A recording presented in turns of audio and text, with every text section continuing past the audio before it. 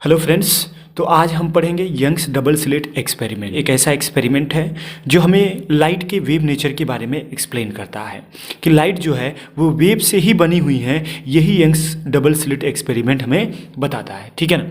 तो हम यहाँ पर यंग्स डबल स्लिट एक्सपेरिमेंट को करेंगे और ये साथ में देखेंगे कि किस तरीके से लाइट जो है वो अल्टरनेट डार्क और ब्राइट फ्रिंजेस का फॉर्मेशन करती है ना। अल्टरनेट डार्क और ब्राइट फ्रिंजेस का फॉर्मेशन करती हैं। इसी तरीके से हम देखने वाले हैं ना। जैसे हमारे पास एक्सपेरिमेंट होगा कुछ इस तरीके से अल्टरनेट डार्क और ब्राइट फ्रिंजेस का फॉर्मेशन आपको दिखाई देगा, ठीक है ना। अब ये कैसे बनती हैं, किस जगह पे डार्क फ्रिंजेस बनेंगी और किस जगह पर ये ब्राइट फ्रिंजेस बनेंगी, इसी के बारे में हम डिस्कस करेंगे, ठीक है। तो चलिए सबसे पहले हम ये देख लेते हैं कि ये एक्सपेरिमेंटल सेटअप कैसे किया गया है। देखिए हमारे पास यहाँ पर एक दो स्लिट लिया जाएगा। हमारे पास एक स्लिट ये रहेगा जहाँ से लाइट एनर्जी या लाइट वेव्स आएंगी, ठीक है। यहाँ पर हमारा एक सोर्स होगा और एक सोर्स यहाँ होगा। यहाँ पर दो सोर्सेस का यूज़ किया जाएगा और ये दोनों सोर्सेस क्या हैं, मोनोक्रोमेटिक लाइट होती है ना। मोनोक्रोमेटिक कोहेरेंट लाइट होती हैं सब, ठीक है। या ऐसे समझ लीजिए ये कोहेरेंट लाइट वेव्स हैं। एक दूसरा हम स्लिट यूज़ करेंगे यहाँ पर जो कि हमारा स्क्रीन की तरह काम करेगा और इसी स्क्रीन पर ऐसे अल्टरनेट डार्क और ब्राइट फ्रिंजेस देखने को मिलेंगी, ठीक है। तो हम क्या करते हैं, ये इसका सेंट्रल पॉइंट मान लेते हैं यहाँ पर, ठीक है। अब यहाँ से हम ये कह लेते हैं कि ये कोई पॉइंट P है जहाँ पर हम ये पता लगाना चाहते हैं कि इस पॉइंट P पर ये जो अल्टरनेट डार्क और ब्राइट फ्रिंजेस बनी हैं ये कौन सी इसमें से बनेंगी, ठीक है ना। तो हम एक लाइट रे यहाँ से ले लेते हैं और एक लाइट वेव यहाँ से ले लेते हैं, ठीक है। ये दोनों लाइट वेव वहाँ जाएंगी, मिलेंगे एस से पी तक। और यहाँ से हम एक लाइन ड्रॉ कर लेते हैं इस तरीके से डॉटेड, जो हमारी हेल्प करेगी पाथ डिफरेंस निकालने के लिए, ठीक है ना। इस पॉइंट को मैं बी मान लेता हूँ और यहाँ से मैं एक लाइट यहाँ से भी एक रे ड्रॉ कर लेता हूँ इस तरीके से स्ट्रेट लाइन, जो इस पॉइंट पर आके मिलेगा इस पॉइंट को मैं ए कह लेता हूँ, ठीक है ना। ये हमारा सेंट्रल पार्ट है जो इसको कनेक्ट करता है। अब यहाँ से हम ये देखना चाह रहे हैं कि इस पार्टिकुलर पॉइंट P पर जो फ्रिंज बनेगा, फ्रिंज मतलब मैंने आपको इससे पहले वाले वीडियो में बताया फ्रिंज क्या होता है। अब ये डार्क फ्रिंज बनेगा कि ब्राइट फ्रिंज बनेगा, इन दोनों में से कौन सा फ्रिंज बनेगा इस पॉइंट पर, इसी को हम पता लगाना चाहते हैं, ठीक है ना। तो इसके लिए हम कुछ नोटेशन पहले मानेंगे। इसको हम मान लेते हैं कि ये वैल्यू जो हमारे पास है ये y है यहाँ तक, ठीक है ना, यहाँ से यहाँ तक। और ये इन दोनों के बीच की जो दूरी है यहाँ से यहाँ तक ये कितना है, 2d है ना, 2d के बराबर है। तो ये कितना हो जाएगा, ये भी d हो जाएगा, ये भी d हो जाएगा, ठीक है ना। यानी यहाँ से P से इस पॉइंट को मैं O मान लेता हूँ, ठीक है, इस पॉइंट को। तो P से जो O तक की दूरी होगी, P से जो O तक की दूरी होगी वो कितना होगा, P से जो O तक की दूरी हो जाएगी वो हमारे पास तो y दिया हुआ है, ठीक है। और अगर हम P से B तक की दूरी निकालना चाहते हैं, P से B तक की, तो कितना हो जाएगा, ये पूरा y और प्लस d, यानी y प्लस d, ठीक है, एक ये। और अगर हम निकालना चाहते हैं डिस्टेंस P से A तक का, तो कितना हो जाएगा, y माइनस d। इन दोनों का काफ़ी खास यूज़ है। अभी हम दिखाएंगे किस तरीके से इसको यूज़ करना है। अब आप ये समझिए कि इस एक्सपेरिमेंट में इसका सेटअप कैसे है। तो हमारे पास दो स्लिट लिए गए हैं, एक स्लिट में दो होल बनाए जाते हैं, ठीक है, जिसके थ्रू हमारे पास यहाँ से कोहेरेंट लाइट वेव्स यहाँ से पास करेंगे, ठीक है ना। इस तरीके से वेव बनाती हुई पास करेंगी यहाँ से। और इस पार्टिकुलर पॉइंट पर जो हमारा फ्रिंज बनेगा वो डार्क फ्रिंज बनेगा कि ब्राइट फ्रिंज बनेगा, इसी को हम पता लगाना चाह रहे हैं, ठीक है ना। तो इसके लिए सबसे पहले हमें क्या करना पड़ेगा, इसका पाथ डिफरेंस निकालना पड़ेगा, ठीक है ना। तो हम इसे करने क्या चाहते हैं, इससे हमें मिलेगा पोजीशन ऑफ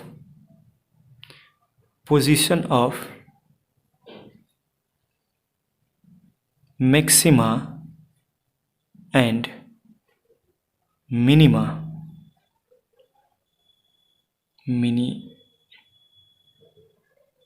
ठीक है ना, मिनिमा ऑन द स्क्रीन। जो हमारे पास स्क्रीन दिया गया है उस पर, है ना, इस पार्टिकुलर पॉइंट पर मैक्सिमा बनेगा कि मिनिमा बनेगा, इसी को पता लगाना चाहते हैं। तो इसके लिए क्या करना पड़ेगा, हमें पाथ डिफरेंस निकालना पड़ेगा इन दोनों वेव्स का इस पार्टिकुलर पॉइंट पर। ठीक है ना, तो कितना निकाले, क्या हो जाएगा, तो हम निकालेंगे कि the path difference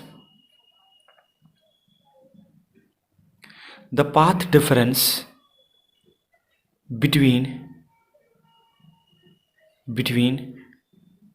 two waves coming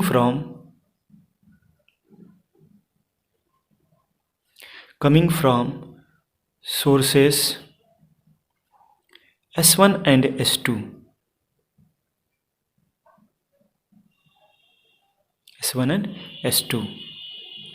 at an arbitrary point P, है ना, इस आर्बिट्ररी पॉइंट P पर पता लगाना चाहते हैं, एंड ऑन द स्क्रीन। ठीक है, चलिए, तो कितना हो जाएगा, तो यहाँ से जो पाथ डिफरेंस निकल के आएगा, हम यहाँ से परपेंडिकुलर इस पर ड्रॉ करेंगे ना, वही हमारा पाथ डिफरेंस होगा। तो पाथ डिफरेंस के लिए डायरेक्ट हम ऐसे समझ सकते हैं कि पाथ डिफरेंस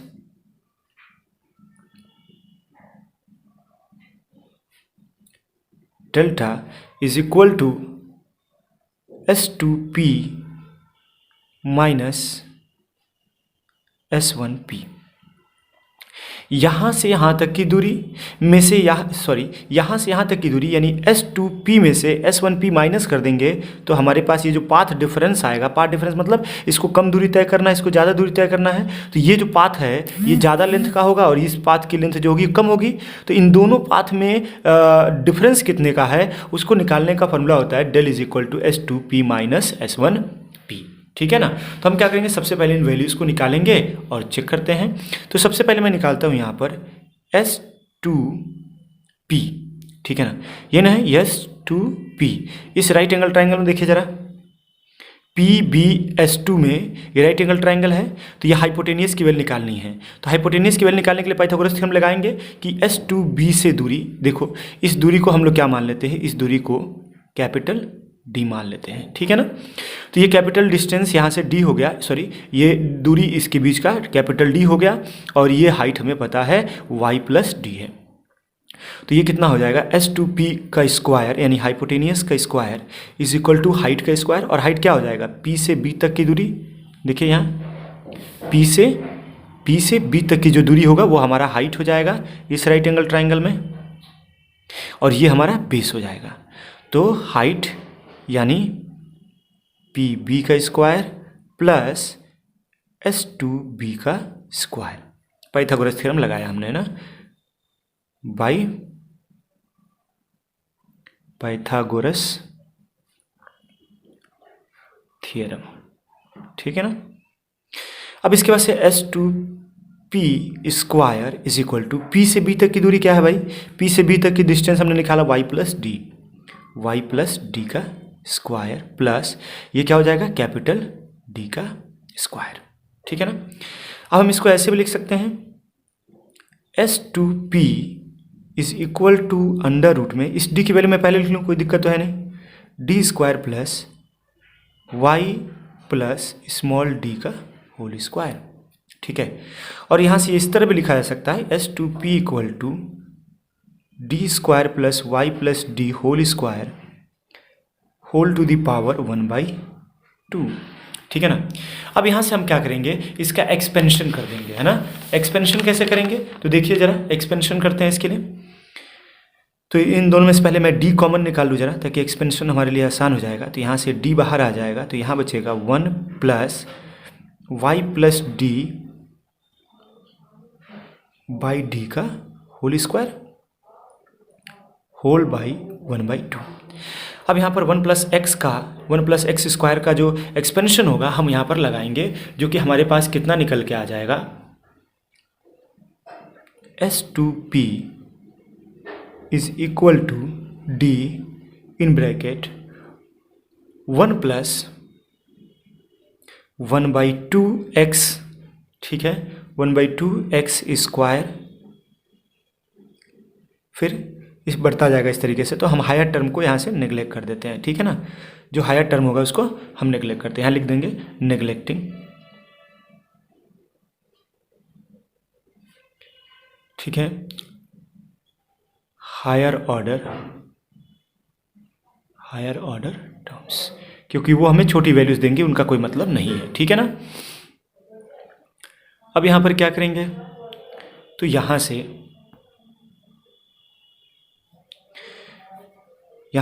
ये तो हमारे पहला इक्वेशन समझ ही आ गया। इस तरीके से S1P की वैल्यू निकाल सकते हैं, है ना। तो S1P की वैल्यू भी जस्ट सिमिलर होगा, बस यहाँ पर ये हो जाएगा, सिमिलरली हम लिख लेते हैं यहाँ पर, ठीक है ना। निकालेंगे तो कितना आ जाएगा यहाँ से 1 प्लस, ठीक है, 1/2 in bracket y minus D whole by D whole square, ठीक है ना, इतना।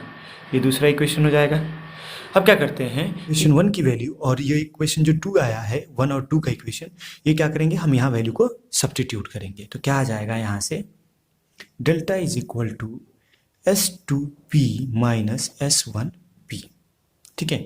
तो S2P की वैल्यू क्या है, delta is equal to S2P की वैल्यू हमारे पास आई है ये D in bracket 1 plus 1/2 y plus D by capital D whole square minus capital D in bracket 1 plus 1/2 in bracket y minus D by capital D whole square, ठीक है, ये हो जाएगा, ठीक है ना, दिखाई दे रहा है। थोड़ा इसको समझा देता हूँ, ठीक है। अब इसको सॉल्व कर लेते हैं, ठीक है ना। इसको सॉल्व करेंगे तो क्या मिल जाएगा, देखिए तो cap delta is equal to D in bracket, हम यहाँ से इस तरह वैल्यू को सॉल्व कर लेते हैं तो क्या हो जाएगा 1 प्लस 1/2, इसको सॉल्व करेंगे तो कितना आ जाएगा y² plus d² plus 2y whole divided by capital D, ठीक है ना। D हमने कॉमन निकाल लिया था यहाँ से इस तरीके से, ठीक है, और ये D का स्क्वायर हो जाएगा, ठीक है। अब क्या करेंगे यहाँ से, फिर minus D in capital bracket 1 plus 1/2 in a bracket, है ना, y² plus d² minus 2y whole divided by d², ठीक है ना।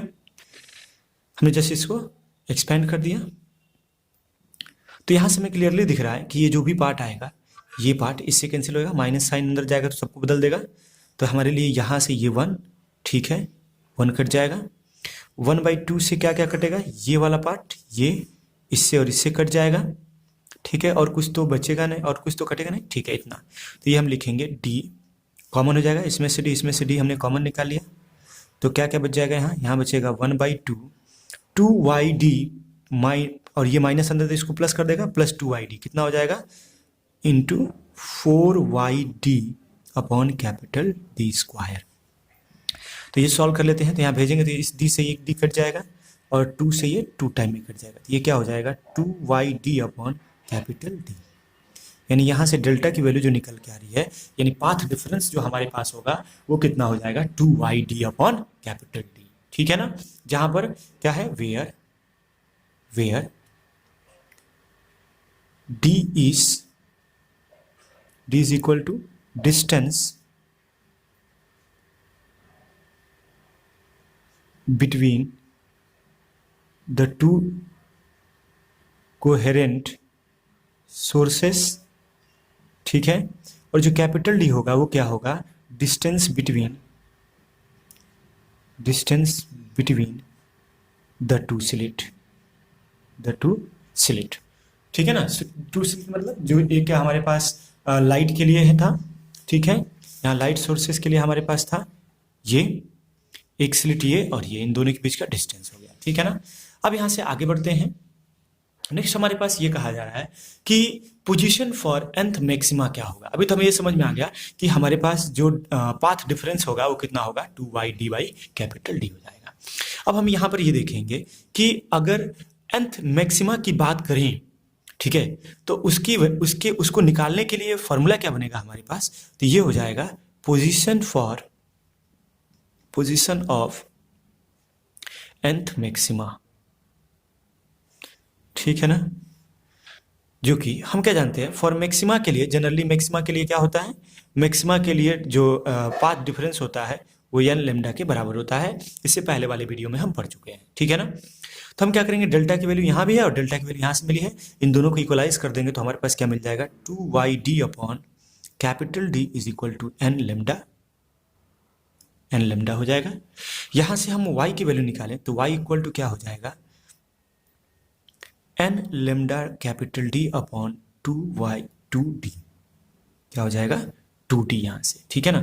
तो ये nth लेमडा का निकालने का फॉर्मूला हो सकता है कि 2nth है ना, y_nth lambda is equal to n lambda d/2d, ठीक है ना। इस तरीके से पोजीशन फॉर मिनिमा निकाल सकते हैं ना, पोजीशन फॉर मिनिमा। दूसरा, पोजीशन फॉर nth मिनिमा, उसके लिए क्या हो जाएगा भाई, तो देखिए हम जानते हैं कि फॉर मिनिमा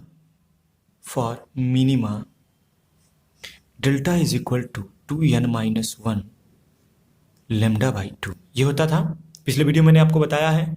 और यहाँ से क्या करेंगे हम, फिर ये वैल्यू और इस वैल्यू को एक साथ ना, ये दोनों वैल्यू को फिर सब्स्टिट्यूट करेंगे तो क्या हो जाएगा, 2y/d upon capital D is equal to 2n-1 λ/2। यहाँ से y की वैल्यू निकालने के लिए क्या हो जाएगा हमारे पास, ठीक है ना, मैं मल्टीप्लाई कर लूँ यहाँ से, ये 2 से 2 डिवाइड ये हो जाएगा, ठीक है, 2n-1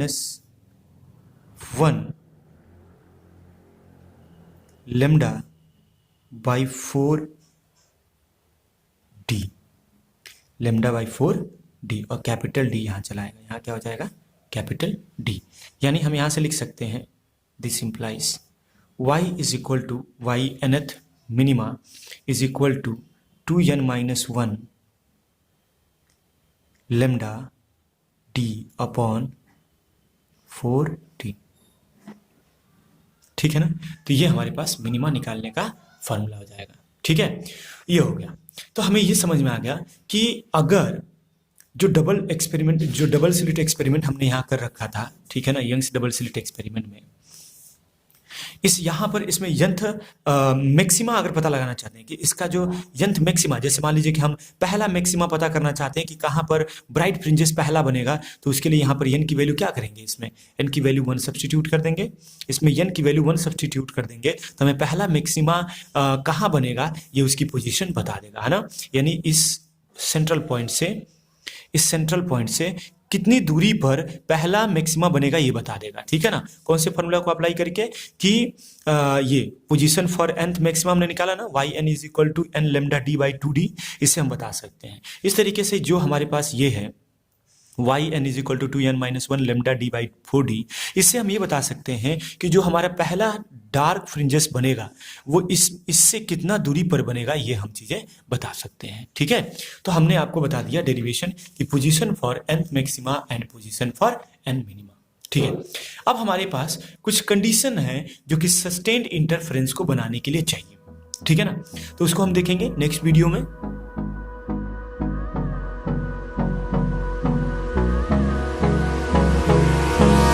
Hold me close till I get up.